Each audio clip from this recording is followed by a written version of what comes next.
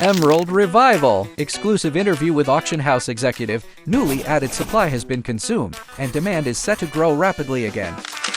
We are here in Bangkok at the 10th Belmont auction with the Bonus Group. Tim, can you tell us a little bit about this auction now? How it's progressed? Belmont's had 10 auctions with you now. Is that correct? That is correct. Belmont did their first tender back in, I think, 2021. And we started off in Dubai, mainly because of COVID restrictions. So it was the easiest place to get buyers into during COVID times. The sale has, what's available, the amount of material available has grown from 100 kilos in the first sale to 280 in this sale. So that's quite a big increase. How many buyers at this auction? We're expecting, I guess, 75 buyers, something. 75 buyers.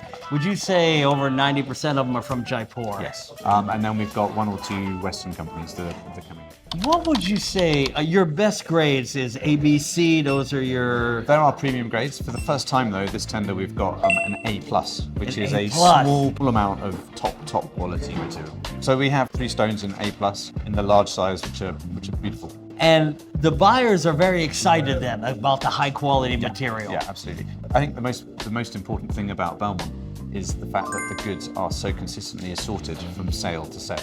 And it gives them confidence that they're not coming in thinking, oh, what are we going to see this time? They know that they're going to see the A grade and it'll be very similar to the previous one. They'll see the B grade, it'll be very similar to the previous one. And from a manufacturer's perspective, it gives them ability to create lines, down to the end consumer, which I think is, that's particularly important.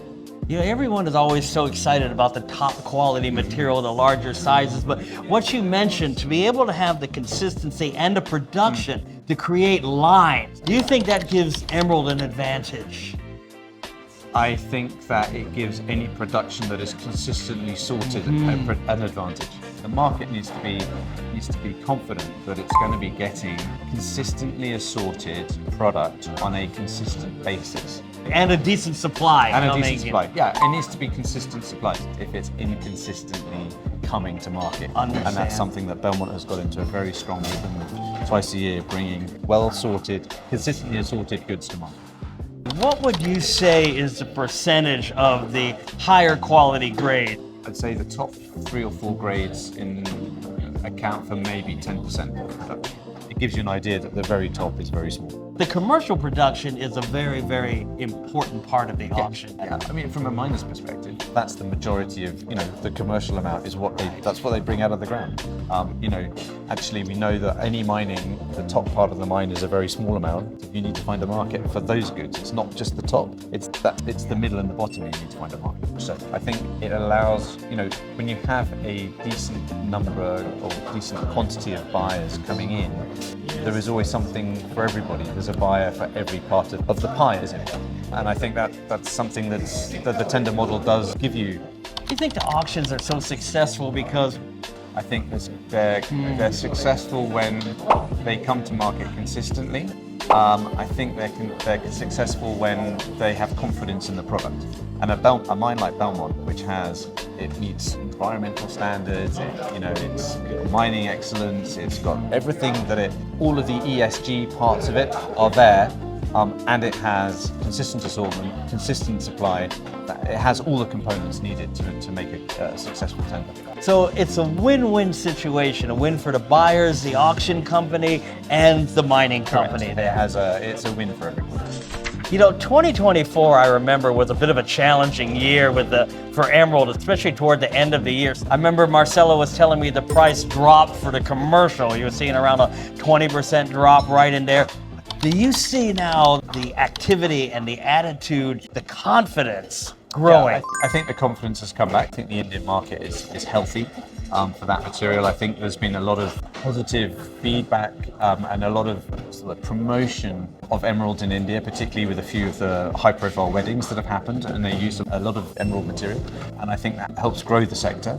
And you feel the American market, European, is strong also? Yeah, we get the sense that the American market is strong. We're not on the ground there, but that's the feeling that there's decent demand in America, and I think the brand houses also want high grade energy. I also think that we've always I've always taken the view that the market will grow to consume the volume of goods that are put onto the market. So when more goods come onto the market, it doesn't necessarily mean it's a bad thing. Yes, there might be some short-term challenges, but actually the market is growing to use those stones. And I think what happened in 2024, the market was growing to be able to accept and use that quantity of gemstones that came onto the market. And I think the market has now managed to do that. And now, the market grew, and now the market is now still hungry. So, or is becoming hungry again. So, I think there are a number of little things that have changed that have made demand for emeralds grow again. That's a very interesting way of putting it. Yeah, the market can't grow if there isn't material. Correct. So 2024, like growing pains, a little bit, with the price drop. But now the confidence seems high. You've had people here at early in the morning to start. Seems like a lot of energy. You can, at the start, you can feel it then. That's what we hope. Thank you very much, pleasure. Tim.